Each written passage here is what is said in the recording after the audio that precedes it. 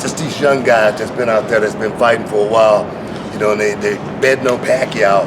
And the one thing that these young guys, fail to realize, I think, just my opinion, is they haven't gotten to be 40 yet.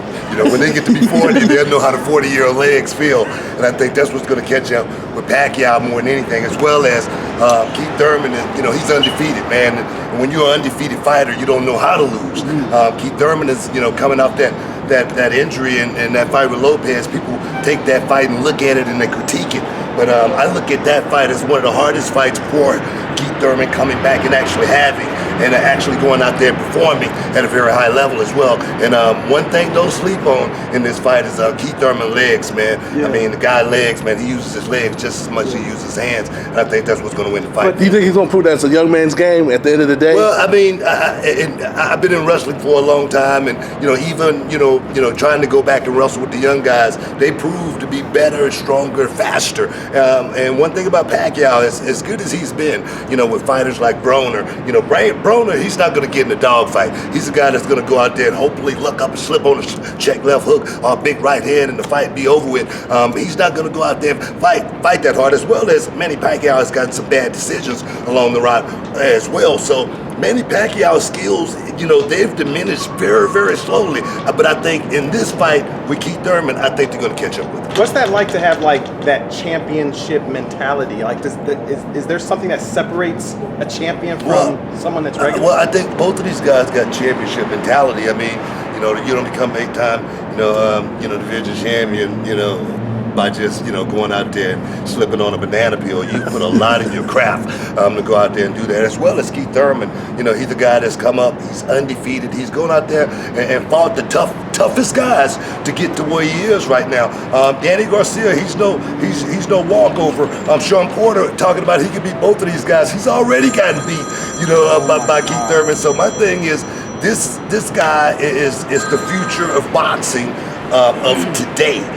If Manny Pacquiao would have caught him 10 years ago, might have been a different story. You sound like you watch a lot of boxing. Yeah, you got the technical stuff. I didn't see you at the Charlo fight. What you think about Charlo's performance? I saw you before the fight. I mean, it was a lackluster performance, man. You know what I mean? But the guy who was fighting, he came to fight. He didn't come to lose. He came to win. And one thing about fights, man, you know what I mean? Joshua proved it, man. I mean, any given Sunday or Saturday, a guy can go out there and become champion. And I love boxing. I've been studying the game since I was a kid. I'm a huge fan of the game, and now work for ESPN. My dream is coming true, being able to come out here and cover the fight like you guys. I'm a journalist like you guys. Is that weird? Yeah. No, it's cool. This is something I've been wanting to do for a long time. Yeah. And now, being out here fight week, then get the chance to promote, the big fight. It's awesome. Okay, maybe you can relate to Pacquiao. You were pointing out the legs once you're 40. You competed for a long time. You had longevity. You were a world champion at an older age. How does a 40-year-old's body look when you're competing with the younger elite fighters? How does it feel? How does it function? Do you feel slower? I mean, one thing about getting older, you do get smarter. The knowledge, you're able to go out there and do things that you couldn't before, just from a different perspective, just because you've been in just about every situation.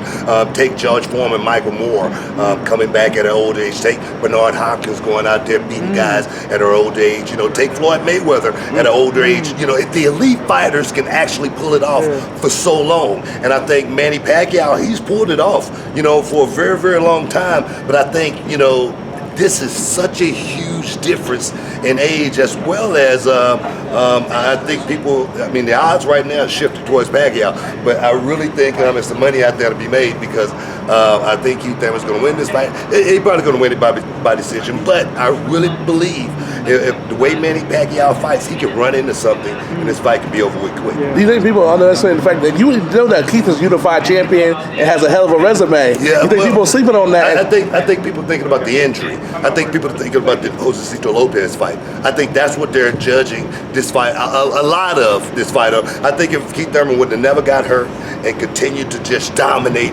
guys just just like he did all the way up to this point, I don't think we'd be having this conversation. You know, but you know what? Me personally, I'm loving we're having this conversation because it's going to be a great fight, and I'm just happy to be here. What about the activity? Like you just said, usually the 40-year-old's the one that's not inactive. Manny's been an active fighter out of Keith. Manny has been active, and one thing about fighters, you know, a time off is an athlete's worst enemy. Manny fighting as much, you know, as he has been over the last few years, that's going to help him a whole lot going into a fight like this with that guy with those young legs, because at the end of the day, that's what it's going to come down to, the legs, the stamina. And you know, I was talking to Vander Holyfield Jr. Just last week. He called into my show, and I say, Manny Pacquiao, if you look at it from the outside, his legs are still the same size. You know, he goes out there and he still throws punches, and it looks almost exactly the same. But just think about a 20-year-old car. You know what I mean? It looks good on the outside. The rims are shiny, but under the hood, it's still 20 years old. So that's the way I look at the game. Yeah. Before you get out of here, I know you're busy. I have to know, been dying to know, what is your favorite wrestling moment? Oh man, I'm going to Iraq. You know, I got a chance to go and trip with the troops, you know, way back in 2002, and it's the most, you know, eye-opening trip that I ever, you know, got a chance to be a part of. Roughing it with the soldiers, you know, flew on a Black Hawk all week. You know, getting a chance to, you know, see what our young people out there doing for this country, stuff that we don't see on CNN or see in NBC or anything like that. Those young guys and young women were over there working their asses off, and to actually see it up close and personal, I didn't want to leave. I wanted to stay there. I wanted to enlist, you know, and it was an awesome trip. Yeah. Did you have a favorite wrestler that you wrestled with? Or? Oh man, many wrestlers, man, all Canadian. I'll take that. Big up to all the Canadian wrestlers out there, you know, that I've gotten a chance to dance with over the years, man. But I had an awesome career, man. It ain't over, man. It ain't over. As far as the wrestling, that's over. I don't ever want to do that again. Okay. But never? Never. Undertaker come back last week. No more spinneroonies? I can still do spinneroonie, but I scratched every itch, man, you know, and it really truly is a young man's game. To be able to, you know, I got a school, and to actually be able to, you know, train the next generation of professional wrestlers, to be able to mentor the young guys out there right now, to let them know what it takes to get to this level, as well as having a plan for what's next, because preparation is the only luck you're ever going to have in life, you know. So for me to be a general in the game, you know, generals, they sit back and, you know, like chess pieces, they move everything around, you know, so it's beautiful being a general. About stepping into the movie field like The Rock. You know, I mean, you know, the movie thing, you know, if it happens, it happens. But I like being behind the scene. I've been in front of the camera for, you know, 30 years, and I know I don't look that old, but it's been a heck of a ride doing what I do, man. Can we get an exclusive about your next episode coming up on your podcast?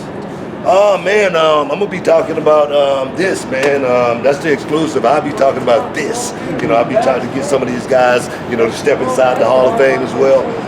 You know, just like I say, before you guys got here, this is my dream come true, being out here hanging out with you know, all the legendary, you know, fighters, all the legendary promoters, you know, and as well as the coming stars of the future, man. It's awesome, you know what I mean? And they've been, you know, when they see me, a lot of them, they come up and they pay homage, you know, so it feels good to, you know, still be relevant, you know what I mean? I always say, within the game, within the storm, everything is always going to change, but to stay relevant within the storm, you know, that's what I like. All right, speaking of wrestling, a legend just passed away, Pacquiao. Just give us your thoughts on him. Yeah, man, I was in Mexico in 2010, and I got a chance to spend some time with him. I got the T-shirt and everything. I just repping it on my Hall of Fame show just last week.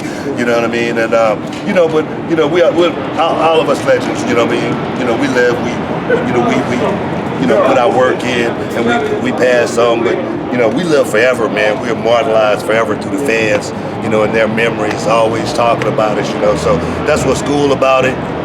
More than anything, at the end of the day. What's your take on Pernell Whitaker passing away? The great man, Sweet Pea? I mean, losing Sweet Pea, man, the way we did, man, was definitely a heartbreaking. because that's a true legend of the game, man. You know, he definitely got robbed, you know, with that, Chavez fight. You know, what about the De La Hoya one? Oh, he got robbed with De La Hoya too. You know what I mean? That mean, as far as the sweet sides go, no one was better than Sweet Pea, man. He was one of the greatest of all time. I gotta ask you, after Pacquiao, our second biggest Filipino hero is actually Dave Bautista. What do you think about how his career is going? You guys overlapped, right, for a minute? Me and him, we locked horns a couple of times, but and it was a good time. Now Dave Bautista, he's doing awesome out there in Hollywood. He's doing his thing, made that transition. But I tell you, there's so many guys like that that's in the wrestling business that's just talent. Dave was just one of a few, man. We got The Rock out there representing, the wrestling game oh so well, and to have Batista, that's a tag team that can't lose right there, man. Seriously. All right,